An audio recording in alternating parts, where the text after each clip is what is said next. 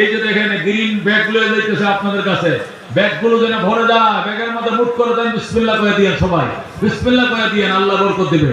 হায়াতে বরকত দাও, সুস্থতা বরকত দাও, ইজ্জতে বরকত, পরকাল তরানিও কষ্ট দিও না, আমিন।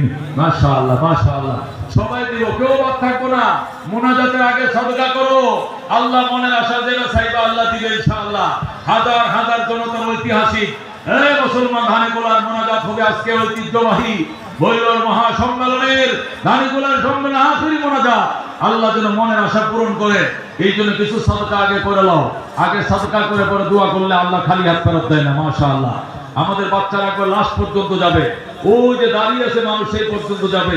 আমরা ইনশাআল্লাহ প্রাণ ভরে দিল খুলে এতিমখানা মাদ্রাসার জন্য এই মাহফিল সম্মেলন বাস্তবায়ন কমিটিকে দেব ইনশাআল্লাহ। মাহফিলের খরচ শেষ করে বাকি সব টাকা তারা মাদ্রাসা পরিচালনার কাজে তারা ব্যয় করে। আলহামদুলিল্লাহ, মেহেরবানি করে আমরা কেউ বাদ থাকবো না, সবাই শুনব।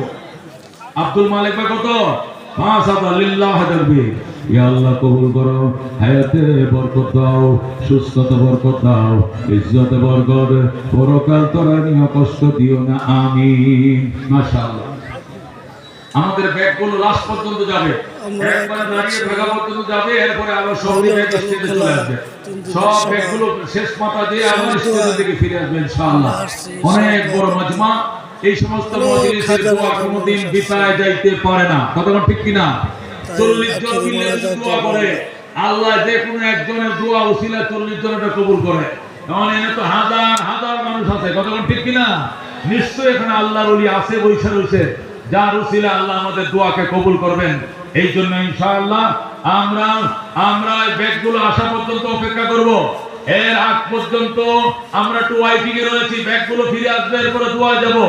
দোয়ার আগে আমাদের অতিথিরা সংক্ষিপ্ত আকারে 2-4 মিনিট কথা বলবেন, ওনাদের নাম ঘোষণা করেন। দোয়ার আগে অতিথিদের নাম ঘোষণা করেন, ওনারা একটু দোয়া, কয়েক মিনিট দোয়া চাবে, এরপরে লম্বা কোনো বক্তব্য অতিথিরা দিয়েন না, দয়া করে সংক্ষিপ্ত বক্তব্য দেন, মানুষ অধৈর্য হয়ে যাবে পরে। মানুষ সব মুনাজাতের অপেক্ষায়, সংক্ষিপ্ত দোয়া চাইবেন আমাদের মেহমানবৃন্দ, এরপরে আমরা দোয়া চলে যাবো ইনশাআল্লাহ।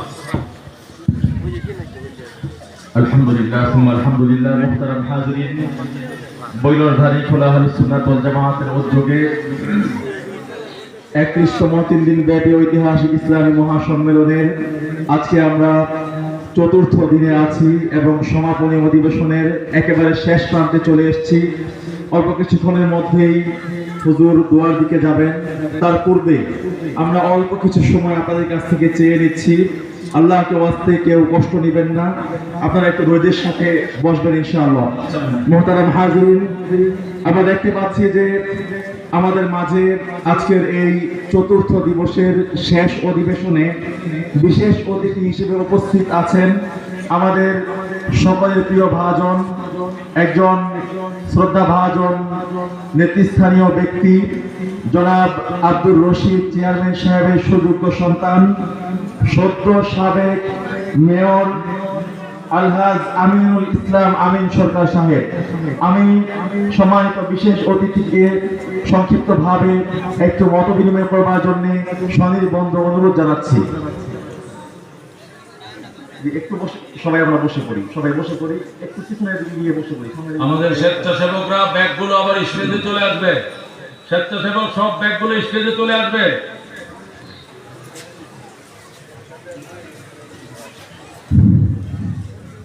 আসসালামু আলাইকুম।